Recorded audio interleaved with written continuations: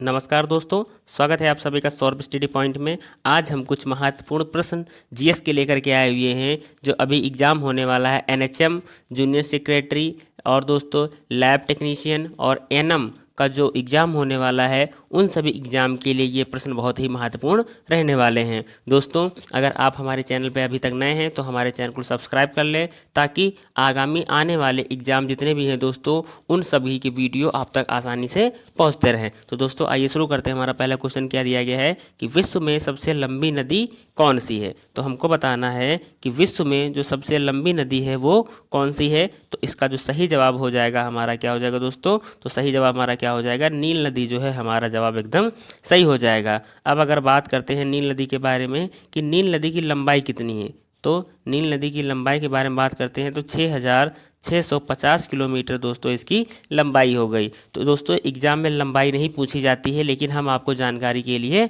बता देते हैं। दोस्तों नील नदी अगर बात करते हैं तो ये अफ्रीका के अंदर है। कहाँ पे दोस्तों, अफ्रीका के अंदर है। अब अगर बात कर लेते हैं हम गंगा के बारे में। दोस्तों गंगा के बारे में अगर बात करते हैं तो गंगा की जो लंबाई है दोस्तों कितनी है, 2,525 किलोमीटर की इसकी लंबाई है दोस्तों। और अगर इसके उद्गम की बात करें, उद्गम स्थल की बात करें दोस्तों, तो इसका जो उद्गम स्थल है क्या हो जाएगा, गंगोत्री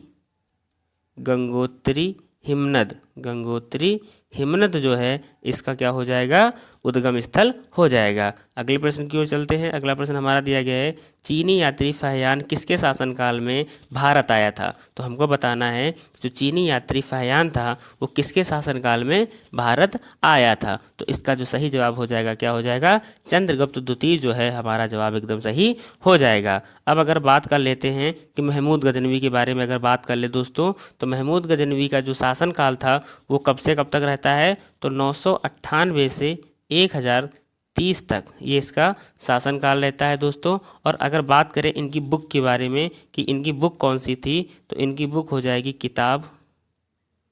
किताब उल हिंद।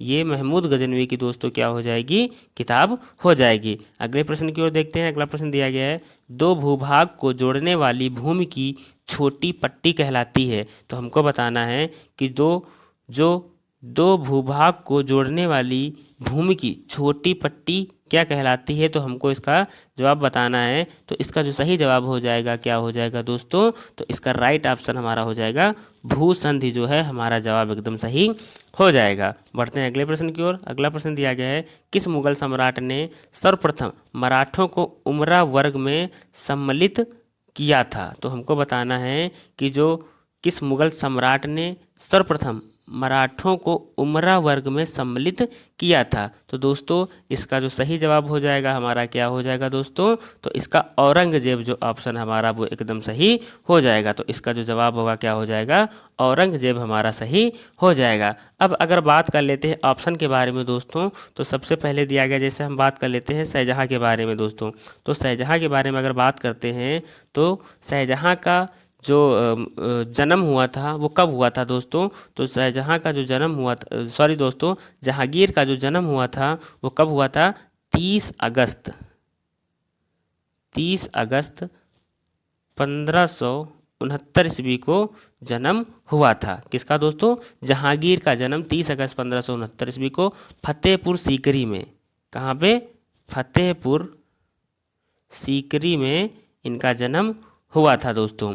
और दोस्तों अगर बात करें कि जो शेख सलीम चिश्ती की कुटिया में आमेर के राजा भारमल की पुत्री मरियम उज़्ज़मानी के गर्भ में हुआ था दोस्तों। किसके जन्म, जहांगीर का जन्म हुआ था। अब अगर बात करें कि खुसरो को सहायता देने के कारण जहांगीर ने सिख के 5वें गुरु अर्जुन देव को फांसी दिलवा दी थी। दोस्तों एग्जाम में पूछा जाता है कि किसने अर्जुन देव को फांसी दिलवा दी थी, तो दोस्तों जहांगीर ने जो है वो खुसरो की सहायता कर दी थी। किसने, अर्जुन देव ने, जो सिख के 5वें गुरु थे। तो इन्होंने दोस्तों खुसरो की सहायता कर दी थी जिसकी वजह से जहांगीर ने इनको फांसी दे दी थी। अब बात करते हैं कि नूरजहाँ, इन्हीं की जो नूरजहाँ थी, नूरजहाँ का वास्तविक नाम क्या था, मेहरुन्निसा था।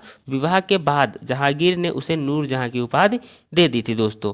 जहांगीर का जो विवाह हुआ था वो नूरजहाँ के साथ हुआ था और इनका जो वास्तविक नाम था क्या था दोस्तों, मेहरुन्निसा था। अब अगर बात कर लेते हैं थोड़ी सी और कि जहांगीर ने अपने साम्राज्य में तंबाकू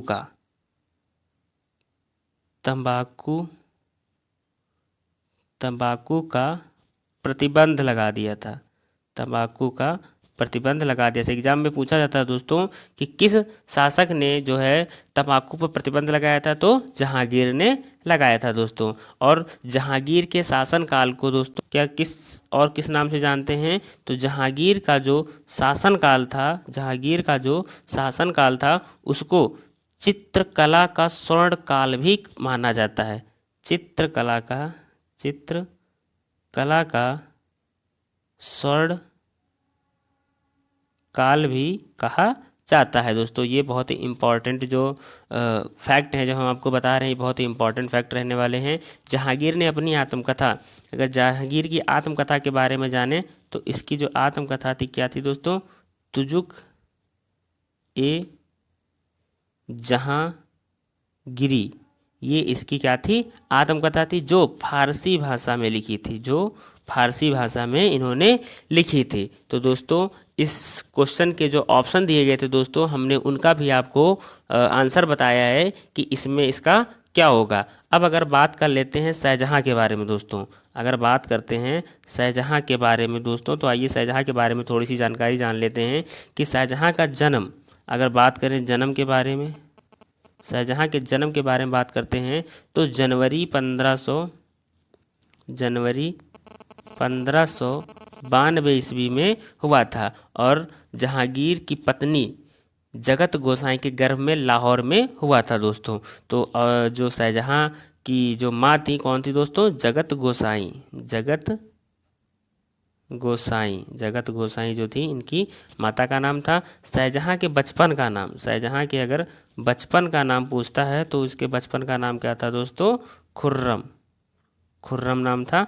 बचपन में इसको खुर्रम नाम से जाना जाता था और आगे चलकर यही शाहजहाँ के नाम से फेमस होता है। और 1612 ईस्वी में खुर्रम का विवाह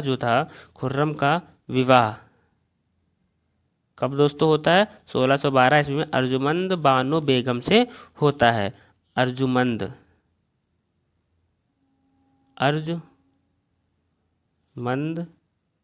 बानो बेगम के साथ खुर्रम का जो विवाह होता है। और दोस्तों अर्जुमंद बानो बेगम कालांतर में मुमताज़ महल के नाम से विख्यात हुई। आगे चलकर जो दोस्तों अर्जुमंद बानो बेगम हैं, यही मुमताज़ महल के नाम से फेमस होती हैं। और मुमताज़ महल की मृत्यु के बाद उनकी स्मृति में शाहजहाँ ने उनकी कब्र पर ताजमहल का निर्माण करवाया था। और दोस्तों ताजमहल का जो निर्माता थे वो कौन थे, उस्ताद अहमद लाहौरी जो थे इसके निर्माता थे। अब दोस्तों अगर बात करते हैं औरंगजेब के बारे में, थोड़ी सी जानकारी और जान लेते हैं कि औरंगजेब के बारे में। तो दोस्तों आइए जानते हैं औरंगजेब के बारे में। तो दोस्तों औरंगजेब का जो जन्म हुआ था वो कब हुआ था, 3 नवंबर 1618 ईस्वी को, 1618 ईस्वी को इनको जन्म हुआ था। उज्जैन के निकट दोहद में, कहाँ पे दोस्तों, उज्जैन के निकट दोहद में हुआ था। शाहजहाँ की पत्नी मुमताज़ महल के गर्भ से, किसके दोस्तों, शाहजहाँ की पत्नी थी मुमताज़ महल, जिनके गर्भ से औरंगजेब का जन्म हुआ था। अब अगर बात कर लेते हैं इनके राज्याभिषेक के बारे में, तो औरंगजेब ने जुलाई 1658 में अपना पहला राज्याभिषेक कब करवाया दोस्तों, 1658 में पहला अभिषेक कराया। और जो जून 1659 में इन्होंने दूसरा राज्याभिषेक दिल्ली के अंदर करवाया। तो दोस्तों इनके 2 राज्याभिषेक होता है, एक 1658 में और दूसरा 1659 में होता है। औरंगजेब ने इस्लाम धर्म स्वीकार ना करने के कारण 1675 में सिखों के नवे गुरु जो थे, तेग बहादुर, कौन दोस्तों, तेग बहादुर की हत्या करवा दी थी दोस्तों। तेग बहादुर की हत्या करवा दी थी। क्यों हत्या करवा दी थी, क्योंकि इन्होंने इस्लाम धर्म स्वीकार नहीं किया था, इसलिए नवे गुरु जो थे सिखों के, तेग बहादुर, इनकी हत्या करवा दी थी। और औरंगजेब था दोस्तों जो वो वीणा नामक जो वाद्य यंत्र था, वो बजाने में बिल्कुल ही यक्ष था, दक्ष था दोस्तों। और दोस्तों और बात कर लेते हैं औरंगजेब के बारे में। औरंगजेब ने हिंदुओं के ऊपर जो है जजिया कर लगाया। कौन सा कर लगाया? जजिया कर को लगाया दोस्तों। एग्जाम में पूछा जाता है कि किस मुगल सम्राट ने हिंदुओं पर जजिया कर लगाया दोस्तों, तो किसने लगाया? औरंगजेब ने लगाया था। अब दोस्तों बढ़ते हैं अगले प्रश्न की ओर। अगला प्रश्न हमारा क्या दिया गया है? किसी देश द्वारा आयातों पर लगाया गया कर कहलाता है। तो हमको बताना है कि इसका जो सही जवाब होगा वो क्या होगा दोस्तों? तो टैरिफ जो है हमारा जवाब एकदम सही हो जाएगा। अगले प्रश्न की ओर चलते हैं। अगला प्रश्न हमारा क्या दिया गया है कि अंत्योदय कार्यक्रम का प्रमुख लक्ष्य है। तो हमको बताना है कि जो अंत्योदय कार्यक्रम है उसका जो प्रमुख लक्ष्य है वो क्या है दोस्तों। तो अगर हम सबसे पहले जान लेते हैं कि दोस्तों इसका जो सही जवाब होगा वो क्या, तो तीसरा ऑप्शन हमारा एकदम सही हो जाएगा। ग्रामीण गरीबों का उद्धार जो है इसका जवाब एकदम सही हो जाएगा। अब अगर थोड़ी सी बात कर लेते हैं अंत्योदय कार्यक्रम के बारे में दोस्तों, तो जो अंत्योदय कार्यक्रम है वो 25 दिसंबर 2000 को पहली बार कहाँ पे शुरू होता है, कहाँ पे लागू होता है? राजस्थान के अंदर लागू होता है दोस्तों। तो अंत्योदय क्रम की अगर कब इसकी शुरुआत हुई तो 25 दिसंबर 2000 को हुई, और सबसे पहले कहाँ पे लागू होता है? तो राजस्थान के अंदर लागू होता है। और अंत्योदय कार्यक्रम का प्रमुख लक्ष्य क्या है दोस्तों? तो ग्रामीण गरीबों का उद्धार जो है ये इसका लक्ष्य रखा गया था। बढ़ते हैं अगले प्रश्न की ओर। अंग्रेजों के खिलाफ भारत छोड़ो आंदोलन महात्मा गांधी द्वारा में चलाया गया। तो हमको बताना है कि कब चलाया गया दोस्तों। तो आइए जानते हैं। तो इसका जो सही जवाब हो जाएगा हमारा क्या हो जाएगा दोस्तों? तो 8 अगस्त 1942 को, 8 अगस्त 1942 जो है इसका जवाब सही हो जाएगा। तो अंग्रेजों के खिलाफ भारत छोड़ो आंदोलन जो था महात्मा गांधी द्वारा कब चलाया गया? तो 8 अगस्त 1942 को शुरू किया गया था। अब दोस्तों अगर थोड़ी सी और जानकारी इसमें हम जान लेते हैं कि काकोरी कांड, एग्जाम में पूछा जाता है कि काकोरी कांड कब हुआ, तो दोस्तों इसकी जो डेट है वो कितनी हो जाएगी? 9 अगस्त 1925। बहुत इंपॉर्टेंट क्वेश्चन दोनों हैं दोस्तों कि भारत छोड़ो आंदोलन महात्मा गांधी द्वारा कब चलाया गया? तो 8 अगस्त 1942 को शुरू किया गया, और काकोरी कांड अगर एग्जाम में पूछ लेता है तो 9 अगस्त 1925 को शुरू किया गया। अगले प्रश्न की ओर बढ़ते हैं। संस्थागत निवेश किस लोकप्रिय नाम से जाना जाता है? तो हमको बताना है कि जो संस्थागत निवेश है वो किस लोकप्रिय नाम से जाना जाता है। तो इसका जो सही जवाब हो जाएगा हमारा क्या हो जाएगा दोस्तों? तो कालमती ऑप्शन हमारा एकदम सही हो जाएगा। तो इसका राइट जवाब क्या हो जाएगा? डी ऑप्शन हमारा एकदम सही जवाब हो जाएगा। अगले प्रश्न की ओर। अगला दिया गया भारत के संविधान में भारत का दूसरा नाम क्या है? तो हमको बताना है कि जो भारत के संविधान में भारत का दूसरा नाम क्या है। तो इसका दूसरा नाम क्या है दोस्तों? तो इसका सही जवाब क्या हो जाएगा? तो इंडिया जवाब जो है हमारा एकदम सही हो जाएगा। अगले प्रश्न की ओर चलते हैं। अगला प्रश्न हमारा क्या दिया गया ये देखते हैं। दक्षिण अफ्रीका से लौटने पर गांधी जी ने प्रथम सत्याग्रह में चलाया। तो दोस्तों हमको बताना है कि जो दक्षिण अफ्रीका से लौटने के बाद गांधी जी ने जो प्रथम सत्याग्रह वो में चलाया, सत्याग्रह किसमें चलाया हमको बताना है। तो इसका जो सही जवाब हो जाएगा वो हमारा क्या हो जाएगा दोस्तों? तो तीसरा ऑप्शन जो हमारा है चंपारण ऑप्शन जो है इसमें इन्होंने चलाया था दोस्तों। तो प्रथम सत्याग्रह जो है वो चंपारण के अंदर चलाया था। अब दोस्तों थोड़ी सी इसके बारे में और जानकारी हम डिटेल ले लेते हैं। अगर बात करता है चौरी चौरा जो घटना थी वो कब होती है? तो 4 फरवरी 1922 में होती है। अब अगर बात करते हैं डांडी मार्च के बारे में तो ये शुरुआत होती है 12 मार्च 1930 को शुरुआत होती है। कहाँ से? अहमदाबाद स्थित साबरमती से आश्रम से 24 दिन की यात्रा शुरू होती है। 24 दिन की यात्रा शुरू होती है कहाँ से दोस्तों? अहमदाबाद स्थित साबरमती आश्रम से डांडी मार्च की जो यात्रा होती है वो शुरू होती है। और दोस्तों अगर चौरी चौरा कांड के बारे में पूछता है तो 4 फरवरी 1922 को हुई थी। डांडी मार्च की पूछता है तो 12 मार्च 1930 को हुई थी दोस्तों। अगले प्रश्न की ओर बढ़ते हैं। अगला प्रश्न हमारा क्या दिया गया? हर्यक वंश किस शासक को कुड़िक कहा जाता था? तो हमको बताना है कि जो कौन सा शासक था जिसको कुड़िक कहा जाता था। तो इसका जो सही जवाब हमारा क्या हो जाएगा दोस्तों? तो अजातशत्रु जो है हमारा जवाब एकदम सही हो जाएगा। अब अगर अजातशत्रु के बारे में थोड़ी सी बात कर लेते हैं कि इनके पिता का क्या नाम था दोस्तों, तो इनके पिता का नाम क्या हो जाएगा? बिंबिसार। क्या हो जाएगा? बिंबिसार जो है अजातशत्रु के पिता का नाम था। और बिंबिसार को मगध साम्राज्य का वास्तविक संस्थापक माना जाता है। बिंबिसार को मगध साम्राज्य का वास्तविक संस्थापक माना जाता है दोस्तों। जो कुड़िक था ये अजातशत्रु के बचपन का नाम था। बचपन का नाम क्या था? कुड़िक नाम इनको बोला जाता था, कुड़िक नाम से इनको पहचाना जाता था। अगला प्रश्न देखते हैं, तेल दीप में बत्ती का तेल के कारण ऊपर उठता है। तो हमको बताना है कि जो तेल दीप में बत्ती का तेल होता है वो ऊपर की ओर जो चलता है दोस्तों, जो तेल ऊपर की ओर उठता है तो वो किस वजह से उठता है हमको बताना है। तो इसका जो सही जवाब हो जाएगा हमारा क्या हो जाएगा? कोशिकीय क्रिया हमारा जो है वो एकदम सही जवाब हो जाएगा। तो दोस्तों अगर एग्जाम में पूछा जाता कि तेल दीप में बत्ती का तेल के कारण ऊपर उठता है तो दोस्तों केशुकात के कारण उठता है। अगले प्रश्न की ओर बढ़ते हैं। अगला प्रश्न दिया गया, महात्मा गांधी द्वारा भारत छोड़ो आंदोलन कब किया गया था दोस्तों? तो हमको बताना है कि महात्मा गांधी द्वारा भारत छोड़ो आंदोलन जो है वो कब किया गया है। तो दोस्तों आइए जानते हैं कि इसका सही जवाब हमारा क्या हो जाएगा दोस्तों? तो सही जवाब हो जाएगा 1942 जो है हमारा जवाब एकदम सही हो जाएगा। दोस्तों आइए बढ़ते हैं अगले प्रश्न की ओर। अगला प्रश्न हमारा क्या दिया गया है कि निम्नलिखित में कौन सा रोग विषाणु के कारण होता है? तो हमको बताना है कि जो कौन सा रोग है वो विषाणु के कारण होता है। तो सबसे पहले अगर विषाणु के बारे में हम बात करें कि विषाणु की खोज किसने की थी, जो वायरस है उसकी खोज किसने की थी और कब की थी? तो इसकी खोज 1892 को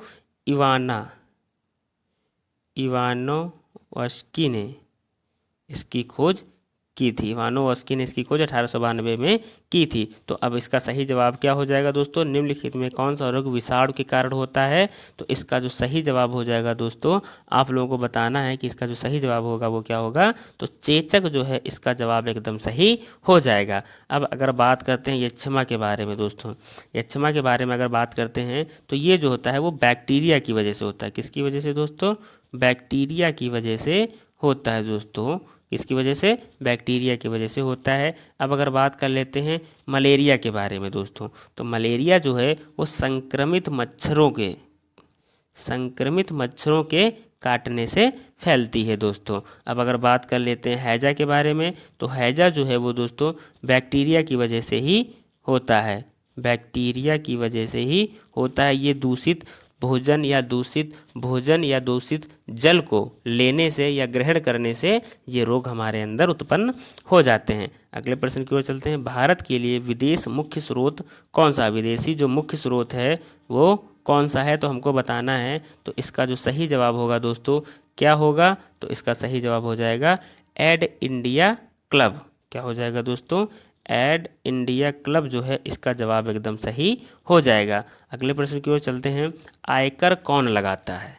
हमको बताना है कि जो आयकर है वो कौन लगाता है? तो इसका जो सही जवाब हो जाएगा क्या हो जाएगा? तो केंद्र सरकार हमारा जवाब एकदम सही हो जाएगा दोस्तों। तो बी ऑप्शन हमारा एकदम सही जवाब हो जाएगा। अब अगर बात कर लेते हैं कि राज्य कर में कौन कौन से कर आते हैं, केंद्र कर में कौन कौन से कर आते हैं, तो दोस्तों आइए जानते हैं। तो सबसे पहले हम बात करते हैं राज्य कर के बारे में दोस्तों। तो राज्य कर में हमारे कौन कौन से, जैसे हो गया आबकारी टैक्स हो गया दोस्तों, कर हो गया। दूसरा हो जाएगा मनोरंजन कर हो जाएगा। तीसरा हो जाएगा बिक्री कर। कौन सा दोस्तों? बिक्री कर हो जाएगा। अब अगर बात कर लेते हैं केंद्र सरकार के बारे में कौन कौन से कर लगाती है, तो हो जाएगा उत्पादन कर हो जाएगा, निगम कर हो गया, और दोस्तों आयकर हो गया।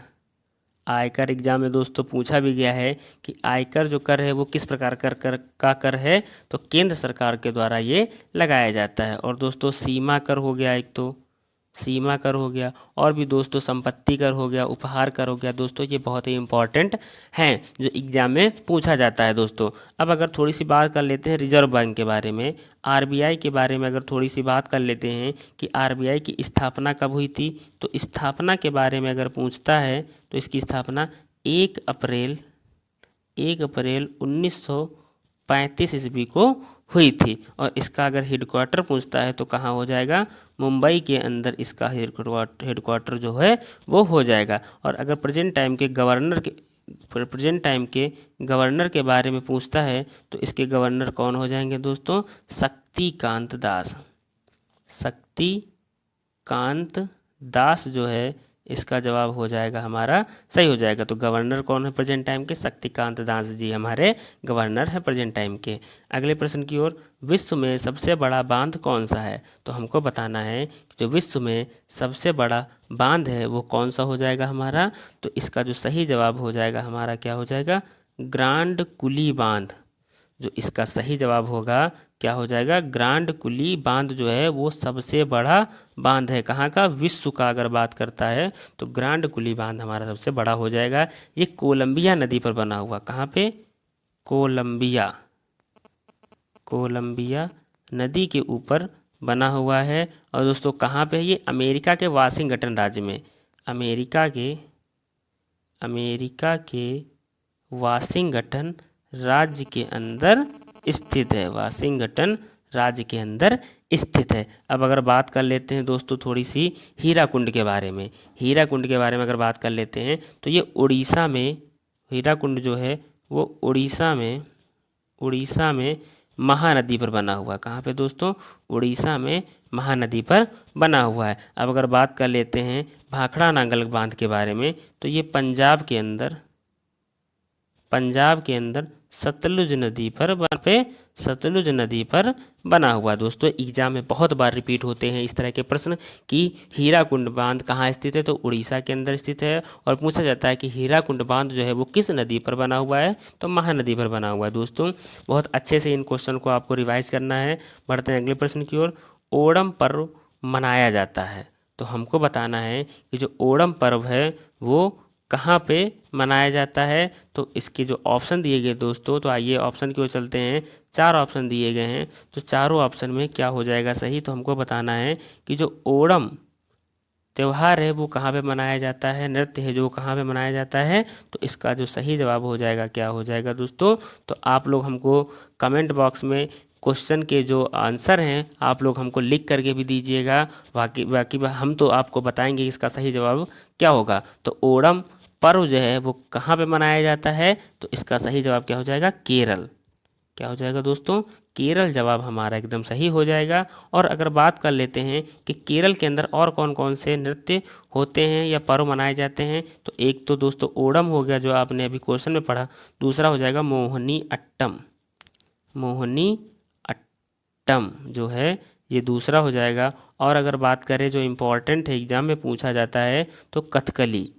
दोस्तों ये एग्ज़ाम में बहुत बार पूछे जाते हैं। अब अगर बात कर लेते हैं तमिलनाडु के बारे में, अगर बात कर लें तो इसका हो जाएगा भरतनाट्यम। क्या हो जाएगा दोस्तों, भरतनाट्यम जो है एग्जाम में बहुत बार पूछा जाता है कि भरतनाट्यम जो लोक नृत्य है वो कहाँ का है, तो तमिलनाडु का। ये शास्त्रीय नृत्य, कैसा दोस्तों, शास्त्रीय नृत्य हो जाएगा। अब अगर बात कर लेते हैं आंध्र प्रदेश के बारे में, तो आंध्र प्रदेश का जो एक फेमस नृत्य है वो कौन सा है, कुचिपुड़ी जो है यहाँ का फेमस नृत्य है। और दोस्तों ये भी शास्त्रीय नृत्य के अंतर ही आता है। अगले प्रश्न की ओर बढ़ते हैं। अगला प्रश्न दिया गया, चौथा खंभा किसका घातक है, तो हमको बताना है कि जो चौथा खंभा है वो किसका घातक है। तो इसका जो सही जवाब हो जाएगा हमारा क्या हो जाएगा, तो समाचार पत्र जो है हमारा जवाब एकदम सही हो जाएगा। अगले प्रश्न की ओर चलते हैं कि विवेकानंद शैल स्मारक में स्थित है, तो हमको बताना है कि जो विवेकानंद शैल स्मारक है वो कहाँ पर स्थित है। तो इसका जो सही जवाब हो जाएगा हमारा क्या हो जाएगा, तो कन्याकुमारी जो जवाब है हमारा एकदम राइट हो जाएगा। अगले प्रश्न की ओर, अगला प्रश्न दिया गया, निम्नलिखित में कौन 1829 ईस्वी में सती प्रथा, 1829 ईस्वी में सती प्रथा के उन्मूलन के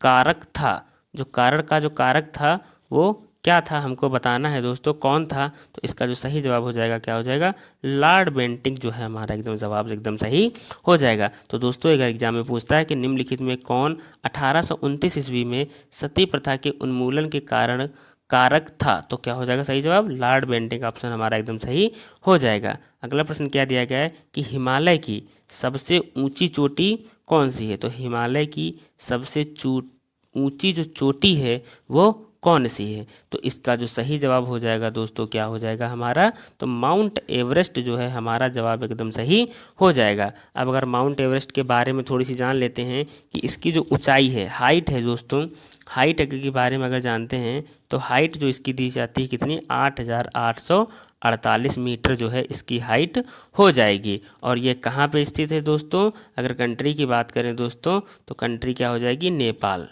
नेपाल के अंदर ये स्थित है। अब अगर अगले प्रश्न की ओर चलते हैं, अगला प्रश्न हमारा क्या दिया गया दोस्तों, आइए देखते हैं। पृथ्वी का ध्रुवीय व्यास विषुवतीय व्यास से, दोस्तों इसके 4 ऑप्शन दिए गए हैं कि पृथ्वी का जो ध्रुवीय व्यास है वो विषुवतीय व्यास से कितना है। तो दोस्तों इसका जो सही जवाब हो जाएगा क्या हो जाएगा हमारा, इसका सही जवाब हमारा हो जाएगा 43 किलोमीटर जो है वो जवाब एकदम सही हो जाएगा दोस्तों। अगले प्रश्न की ओर बढ़ते हैं। अगला प्रश्न हमारा क्या दिया गया है कि निम्नलिखित में सबसे बड़ा कण कौन सा है। हमको बताना है कि जो सबसे बड़ा कण है वो कौन सा है, 4 ऑप्शन में से बताना है। तो दोस्तों इसका जो सही जवाब हो जाएगा हमारा क्या हो जाएगा, इलेक्ट्रॉन जो है हमारा जवाब एकदम सही हो जाएगा। तो सबसे बड़ा कण कौन सा हो जाएगा, इलेक्ट्रॉन हो जाएगा दोस्तों। अगले प्रश्न की ओर बढ़ते हैं। अगला प्रश्न दिया गया, भारत के राष्ट्रपति और उपराष्ट्रपति के पद रिक्त हो तो उनका कार्य कौन निभाएगा या उनका कार्य कौन करेगा दोस्तों। तो जब भारत का राष्ट्रपति या उपराष्ट्रपति के पद खाली हो जाएं तो उनका कार्य कौन संभालता है। तो इसका सही जवाब दोस्तों क्या हो जाएगा, भारत का मुख्य न्यायाधीश। क्या हो जाएगा सही जवाब, भारत का मुख्य न्यायाधीश जो है उनके कार्यभार को संभालता है। अब अगर बात कर लेते हैं थोड़ी सी ऑप्शन के बारे में कि हमारे प्रेजेंट टाइम पे प्रधानमंत्री कौन है, तो इसका सही जवाब क्या हो जाएगा, नरेंद्र मोदी जो हैं इसका सही जवाब हो जाएगा। अब अगर बात कर लेते हैं गृह मंत्री कौन है प्रेजेंट टाइम पे, तो गृह मंत्री कौन है दोस्तों, अमित शाह। अमित शाह जो हैं वो प्रेजेंट टाइम के गृह मंत्री हैं। अगर बात कर लेते हैं लोकसभा अध्यक्ष कौन है प्रेजेंट टाइम पे, तो ये हो जाएगा ओम बिरला। ओम बिरला जो हैं प्रेजेंट टाइम पे लोकसभा के अध्यक्ष हैं। अब अगर बात कर लेते हैं कि भारत के मुख्य न्यायाधीश के बारे में कि प्रेजेंट टाइम पे भारत का जो मुख्य न्यायाधीश है वो कौन है, तो एन वी रमन्ना जो हैं वो भारत के प्रेजेंट टाइम के क्या हैं दोस्तों, हमारे भारत के मुख्य न्यायाधीश हैं। अब दोस्तों थोड़ी सी और बात कर लेते हैं कि दोस्तों अगर आप हमारे चैनल पे नए हैं, तो दोस्तों अगर आप हमारे चैनल पर न्यू हैं तो हमारे चैनल को सब्सक्राइब कर लें दोस्तों, सब्सक्राइब कर लें ताकि हमारे द्वारा दिया जाने वाला वीडियो जो है आप तक आसानी से पहुंचे और आप उसको अच्छे से पढ़ करके एग्ज़ाम में आने वाले प्रश्न को अच्छे से सॉल्व कर सके दोस्तों अगर आप हमारे चैनल पर नए हैं तो हमारे चैनल को सब्सक्राइब कर लें। धन्यवाद।